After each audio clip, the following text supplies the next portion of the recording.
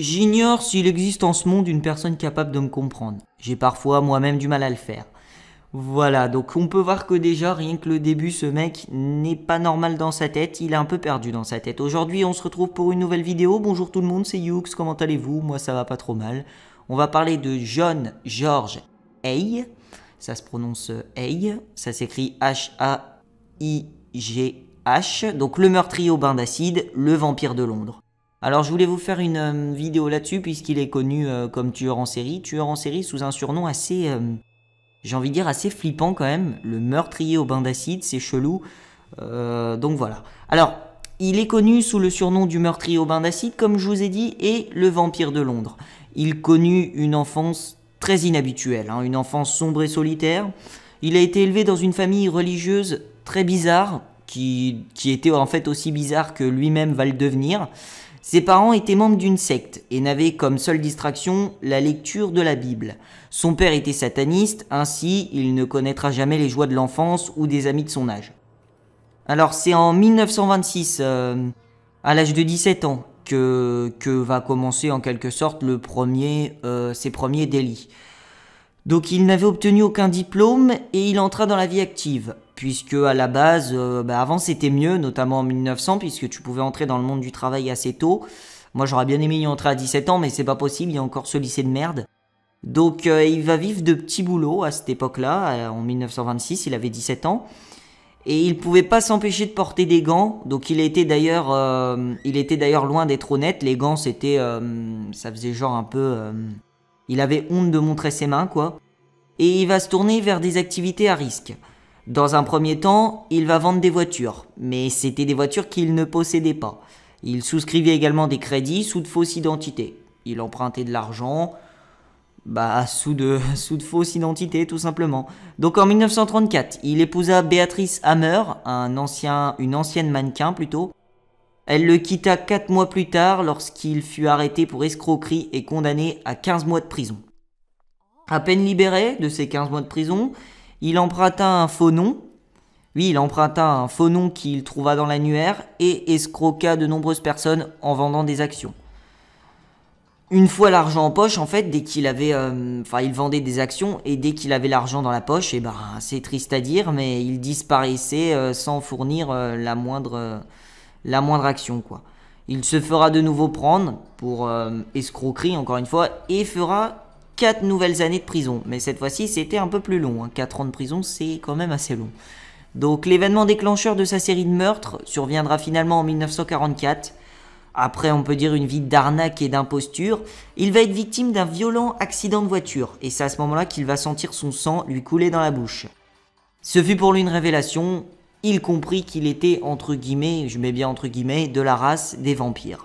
Qu'il aimait le sang et qu'il était attiré par ce liquide rougeâtre un petit peu dégueulasse. D'ailleurs, le sang, moi qui saigne des fois, je n'aime pas du tout boire du sang. Bon, un petit peu ça va, tu vois, si mon doigt est en sang.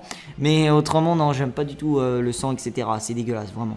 Donc, Hay fera sa première victime la même année afin de profiter d'avoir des biens immobiliers. Il rencontra l'un de ses anciens patrons, un de ses anciens employeurs, William McSwan.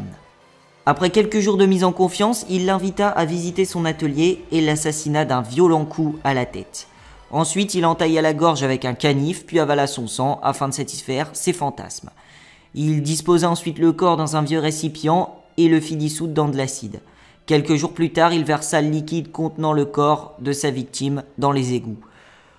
Plus tard, il assassinera également les autres membres de la famille McSwan. Il invita le père justement de son ancien patron dans son atelier et le tua. Puis ensuite Madame McSwan sur place qu'il tua d'un coup mortel. Là aussi, les 2 corps furent dissous dans de l'acide avant que Hay ne s'approprie les biens du couple à l'aide de faux documents. Alors lui en fait ses crimes ils ont 2 motivations, les 2 motivations possibles du tueur en série, le profit et le sexe puisque de par son action de meurtre il en tire un fantasme. Donc en février 1948 il attira une nouvelle victime, c'était un docteur avec qui il avait sympathisé, il s'était lié d'amitié avec Il l'attira dans son entrepôt, puisqu'il possédait un entrepôt vide où il stockait justement, c'est là d'ailleurs qu'il va stocker les cadavres.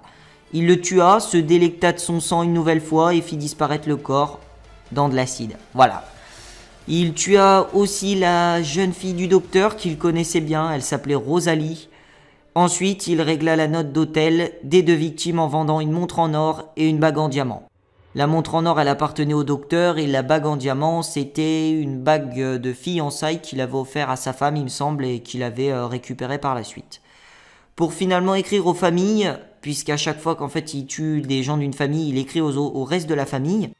Il écrit en fait au nom des victimes pour annoncer leur départ et cette fois-ci il avait écrit une lettre signée du docteur, il avait essayé d'imiter son écriture. Le docteur justement qu'il a tué disait partir en Afrique du Sud et céder ses biens, en tout cas la gestion de ses biens, à John Hay. Après avoir fait la connaissance d'une riche veuve, c'est d'ailleurs sa victime qui va devenir, grâce à cette victime-là, on va pouvoir l'arrêter clairement. Hay se fera passer pour un inventeur en recherche d'argent. Ayant invité sa victime dans son atelier afin de lui montrer des échantillons, il disposa d'elle de la même méthode que ses précédentes victimes. Alors lui, ses victimes, il les fait totalement disparaître, il n'y a rien à dire, il reste plus rien, vraiment. Plus une seule partie de corps, plus rien, il les dissout, il n'y a plus du tout, il n'y a plus rien, il n'y a plus de victimes. Et donc un inspecteur de la brigade criminelle se pencha sur le passé de Hay, qui était venu signaler la disparition de sa victime. Hay était venu signaler la disparition de la veuve avec une amie justement de cette même veuve, puisqu'elle s'inquiétait de la disparition de la veuve. Voilà. Bon bref, excusez-moi pour la répétition, j'espère que j'ai été correct et assez clair. Bref. Donc, il constata l'inspecteur que Hay avait été condamné plusieurs fois pour escroquerie. De plus, il paraissait un suspect bien trop poli, bien trop... Tu vois, il paraissait trop propre sur lui pour être innocent, tu vois, ça se remarque. Tu dis, il a un comportement louche, lui, il essaye un peu de faire le mec mielleux, etc. Non, il est peut-être lié à l'histoire. Faut pas les prendre pour des cons, les inspecteurs non plus. Donc le 26 février 1949, la perquisition de son entrepôt permet la découverte de nombreux récipients d'acide, mais aussi d'un revolver Enfield de calibre 38, de fausses cartes d'identité établies au nom de personnes étrangères et d'un reçu de teinturier pour un manteau en astrakhan, manteau similaire à celui porté par la riche veuve qui avait disparu. Sur le manteau, les enquêteurs vont découvrir des taches de sang. Par ailleurs, une visite des prêteurs sur gage de la région permit de retrouver les bijoux de la veuve. La description du vendeur correspondait à celle de John Hay. Il était en possession des biens des victimes. Convoqué au commissariat, Hay se joua froidement des enquêteurs. Il va faire ses révélations aux enquêteurs, il va leur dire « J'ai tué cette femme, je le conçois, mais vous ne pourrez jamais le prouver, il ne reste plus rien d'elle. » Et oui, effectivement. Il reconnut avoir tué la veuve d'un coup de revolver, avoir bu son sang et avoir fait disparaître le corps dans l'acide, puis il ajouta « Comment comptez-vous prouver le meurtre puisqu'il n'y a aucun corps ?» Il avoua ensuite ses 5 autres meurtres. Incarcéré, il se procura des livres de droit et découvrit que l'accusation devait prouver le corpus delicti. C'est-à-dire, il va interpréter ce terme comme étant le corps de la victime. Moralité, il s'agit de l'élément prouvant l'infraction à la loi.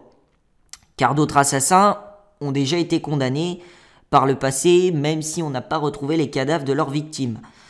La police examina cependant en détail la cour voisine de l'entrepôt de Hay et découvrirent 3 calculs biliaires, mais aussi des fragments d'os d'un pied et en reconstituant l'ossature complète en laboratoire, établit que le pied d'origine correspondait à la pointure de sa victime.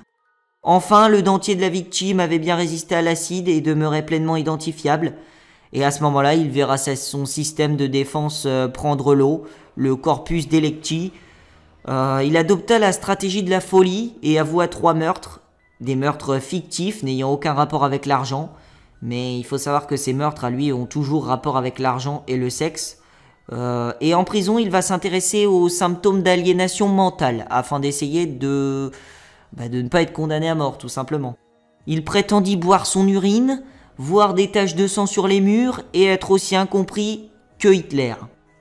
Censé être exécuté en août 1949, il ne fera pas appel, n'exprima jamais le moindre remords, et demanda au directeur de l'établissement carcéral une cérémonie après sa pendaison. il vit sa requête rejetée. Reconnu coupable de meurtre, il est pendu à la prison de Londres le 10 août 1949 après avoir fait réellement 6 meurtres.